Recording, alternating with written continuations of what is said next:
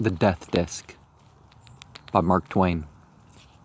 This was in Oliver Cromwell's time. Colonel Mayfair was the youngest officer of his rank in the armies of the Commonwealth, he being but 30 years old. But young as he was a veteran soldier, and tanned and war-worn, for he had begun his military life at 17. He had fought in many battles, and had won his high place in the service and in the admiration of men, step by step, by valor in the field. But he was in deep trouble now. A shadow had fallen upon his fortunes. The winter evening was come, and outside were storm and darkness, within a melancholy silence, for the colonel and his young wife had talked their sorrow out, had read the evening chapter, and prayed the evening prayer, and there was nothing more to do but sit hand in hand and gaze into the fire and think and wait. They would not have to wait long. They knew that, and the wife shuddered at the thought. They had one child, Abby, 7 years old, their idol. She would be coming presently for the good-night kiss. And the colonel spoke now, and said, "Dry away the tears, and let us seem happy for her sake. We must forget, for the time, that which is to happen."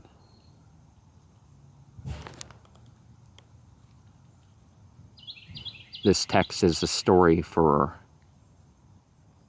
an incident mentioned in Carlyle's Letters and Speeches of Oliver Cromwell. I will shut them up in my heart, which is breaking, and we will accept what is appointed for us, and bear it in patience, as knowing that whatsoever he doeth is done in righteousness, and meant in kindness, saying his will be done. Yes, I can say it with all my mind and soul. I could say it with my heart.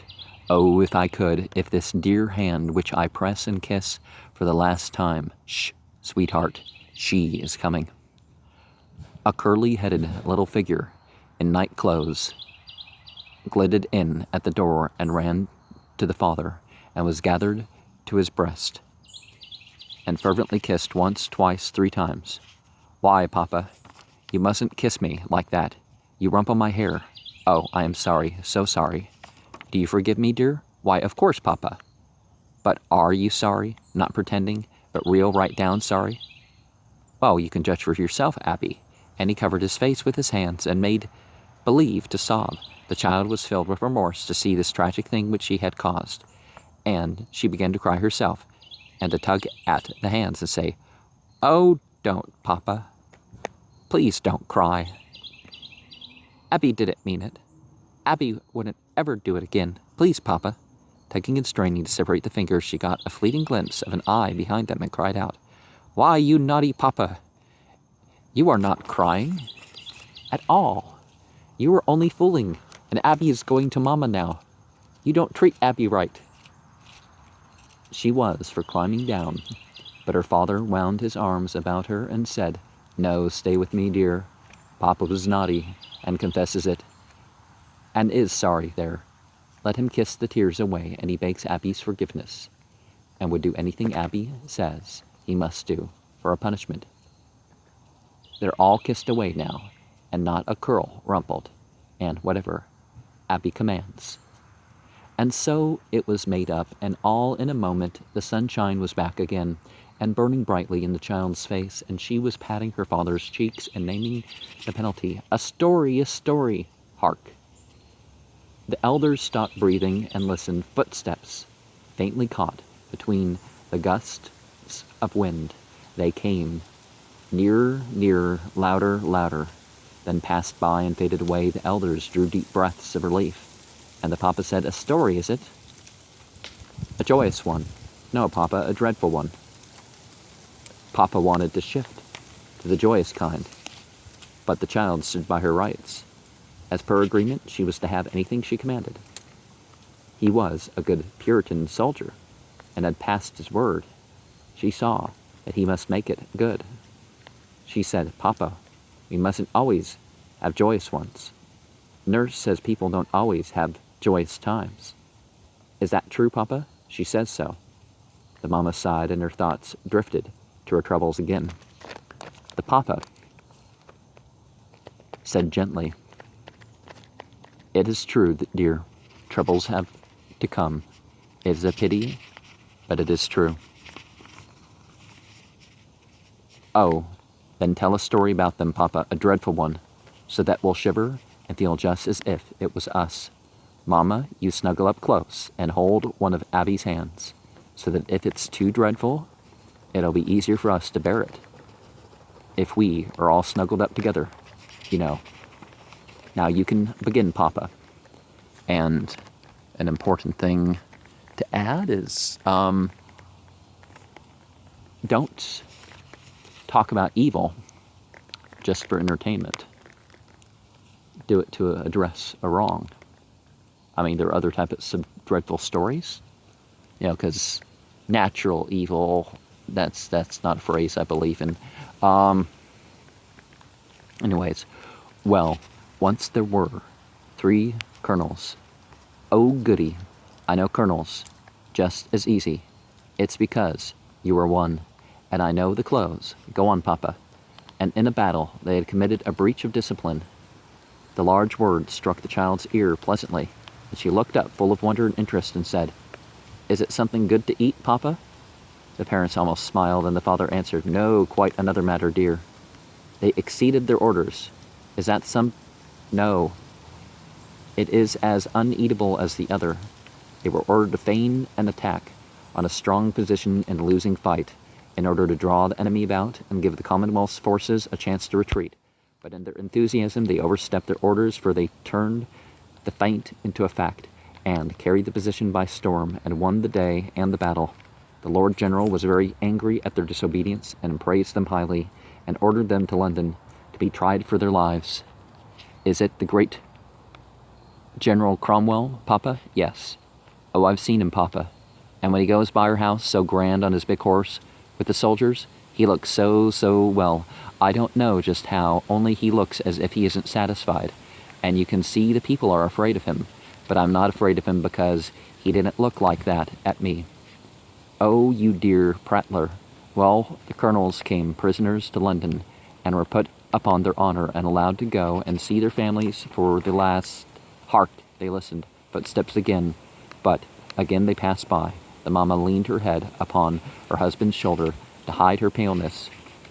"They arrived this morning." The child's eyes opened wide. "Why, Papa? Is it a true story?" "Yes, dear." "Oh, how good." "Oh, it's ever so much better. Go on, Papa." "Why, Mama? Dear Mama, are you crying?" "Never mind me, dear. I was thinking of the poor families."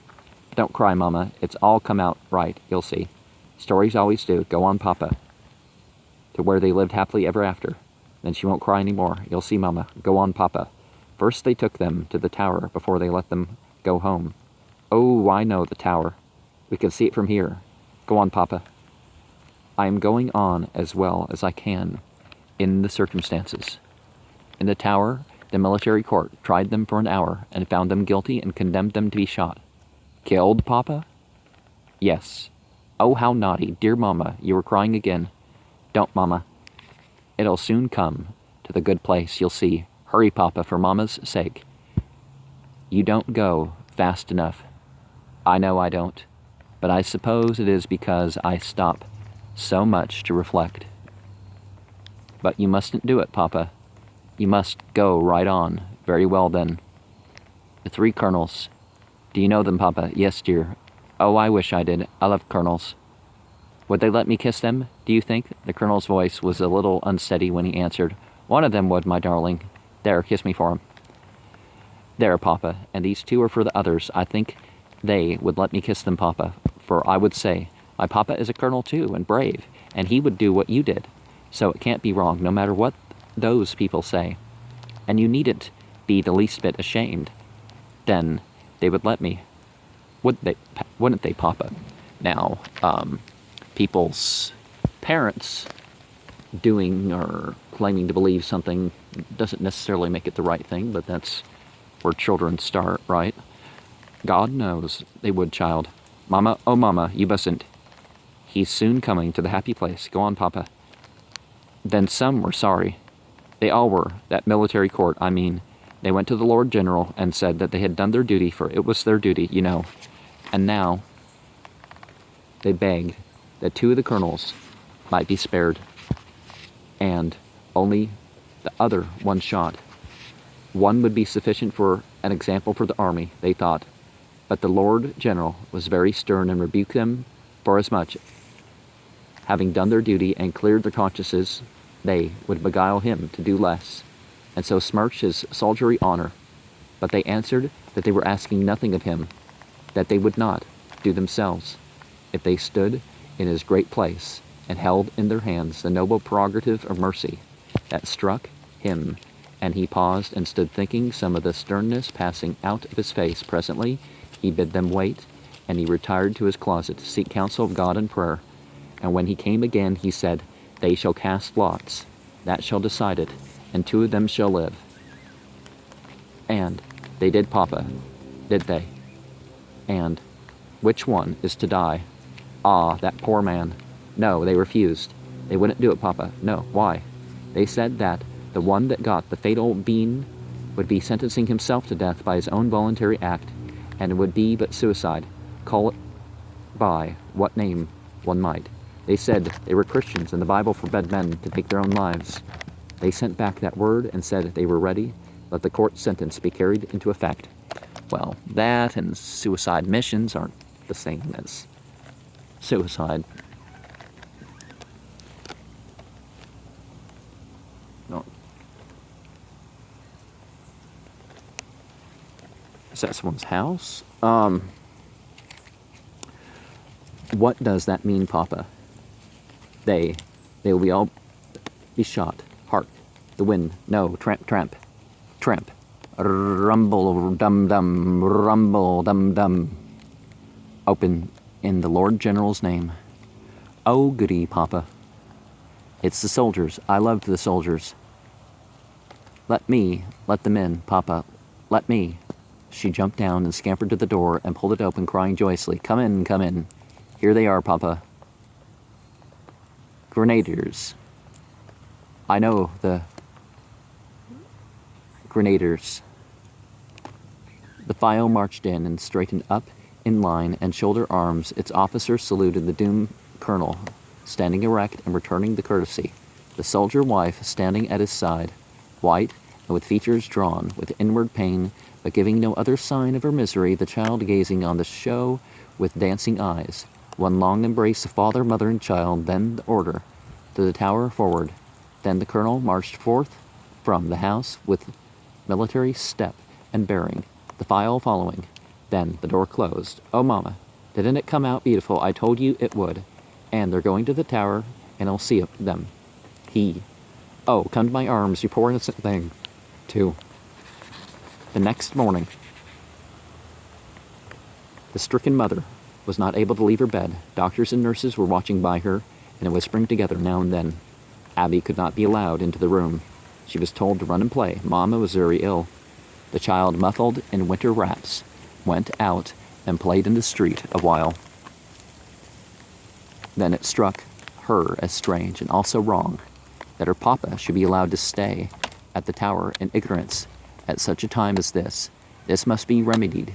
She would attend to it in person. An hour later, the military court were ushered into the presence of the Lord General. He stood grim and erect with his knuckles resting upon the table and indicated that he was ready to listen. The spokesman said, "We have urged them to reconsider. We have implored them, but they persist. They will not cast lots. They are willing to die, but not to defile their religion." The protector's face darkened, but he said nothing. He remained a time in thought. Then he said, "They shall not all die. The lot shall be cast for them." Gratitude shone in the faces of the court. "Send for them, place them in that room there, stand them side by side with their faces to the wall and their wrists crossed behind them. Let me have notice when they are there." When he was alone, he sat down and presently gave this order to an attendant: "Go, bring me the first little child that passes by." The man was hardly out the door before he was back again, leading Abby by the hand, her garments lightly powdered with snow. She went straight to the head of state, that formidable personage, at the mention of whose name the principal the principalities and powers of the earth trembled and climbed up in his lap and said, I know you, sir. You are the Lord General. I have seen you. I have seen you when you went by my house. Everybody was afraid, but I wasn't afraid because you didn't look cross at me. You remember, don't you? I had on my red frock, the one with the blue things on it, down the front. Don't you remember that? A smile softened the austere lines of the protector's face, and he began to struggle, diplomatically, with his answer. Why, let me see. I was standing right by the house. My house, you know. Well, you dear little thing, I ought to be ashamed, but you know. The child interrupted reproachfully. Now you don't remember it. Why? I didn't forget you. Now I'm ashamed. But I will never forget you again, dear. You have my word for it. You will forgive me now, won't you? And be good friends with me, always and forever. Yes, indeed I will, though I don't know how you came to forget it.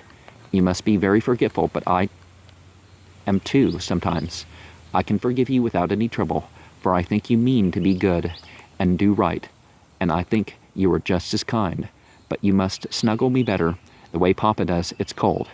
You shall be snuggled to your heart's content, little new friend of mine. Always to be, old friend of mine hereafter, isn't it? You mind me of my little girl.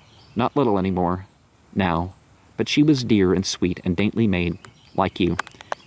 And she had your charm, little witch, your all-conquering sweet confidence, in friend and stranger alike, that wins willing slavery upon any whom its precious compliment falls. She used to lie in my arms, just as you are doing now, and charm the weariness and care out of my heart, and give it peace, just as you are doing now. And we were comrades and equals and playfellows together. Ages ago it was, since that pleasant heaven faded away and vanished, and you have brought it back again. Take a burdened man's blessing for it, you tiny creature who are carrying the weight of England while I rest. Did you love her very, very, very much? Ah, you shall judge by this. She commanded, and I obeyed. I think you are lovely. Will you kiss me? Thankfully, and hold it a privilege, too. There, this one is for you, and there, this one is for her. You made it a request, and you could have made it a command, for you are representing her, and what you command I must obey.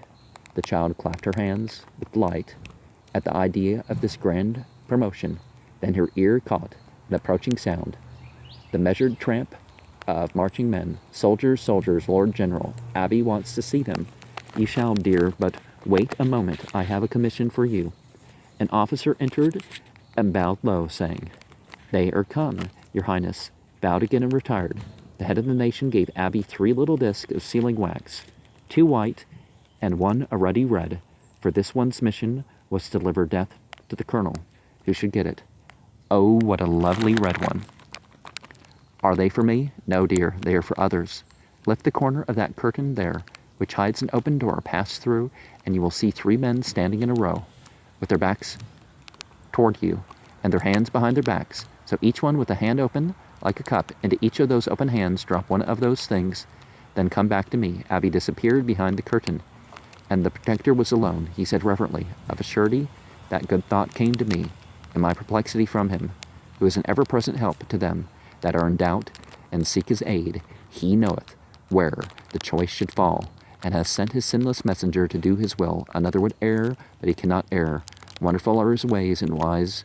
Blessed be his holy name. The small fairy dropped the curtain behind her and stood for a moment, conning with alert curiosity the appointments of the chamber of doom, the rigid figures of the soldiery and the prisoners. Then her face lighted merrily, and she said to herself, Why, one of them is Papa. I know his back. He shall have the prettiest one. She tripped gaily forward and dropped the discs into the open hands, then peeped around her father's arm and lifted her laughing face and cried out, Papa, Papa, look what you've got. I gave it to you. He glanced at the fatal gift, then sunk to his knees and gathered his innocent little executioner to his breast in an agony of love and pity. Soldiers, officers, released prisoners, All stood paralyzed for a moment at the vastness of this tragedy. Then the pitiful scene smote their hearts, their eyes filled, and they wept unashamed. There was deep and reverent silence during some minutes. Then the officer of the guard moved reluctantly forward and touched his prisoner on the shoulder, saying gently, "It grieves me, sir, but my duty commands." "Commands what?" said the child. "I must take him away. I'm so sorry. Take him away where?"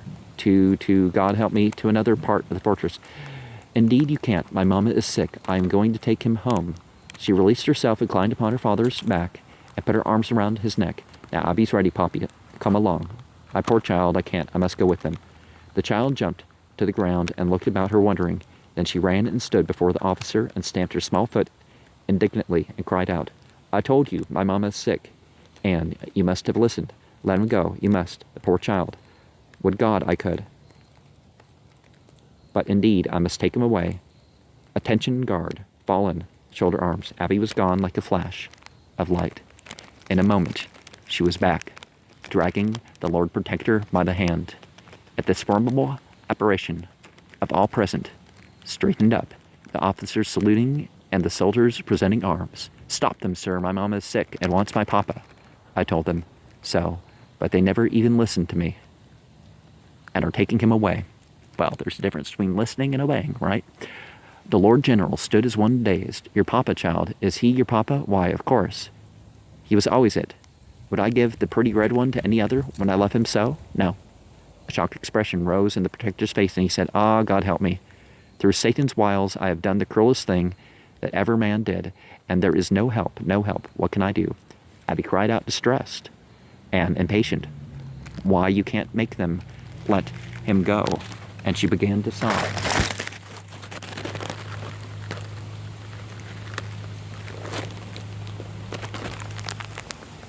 "Tell them to do it. You told me to command, and now the very first time I tell you to do a thing, you don't do it." A tender light dawned on the rugged old face, and the Lord General laid his hand upon the small tyrant's head and said, "God be thanked for this saving accident of that unthinking promise, and you inspired by him for reminding me of my forgotten pledge. O incomparable child, officer, obey her command. She speaks by my mouth. The prisoner is pardoned. Set him free." And so, with the freezing weather, the ability to find mushrooms is getting to be too much, so that will be the end of the mushrooms for a while in what I record.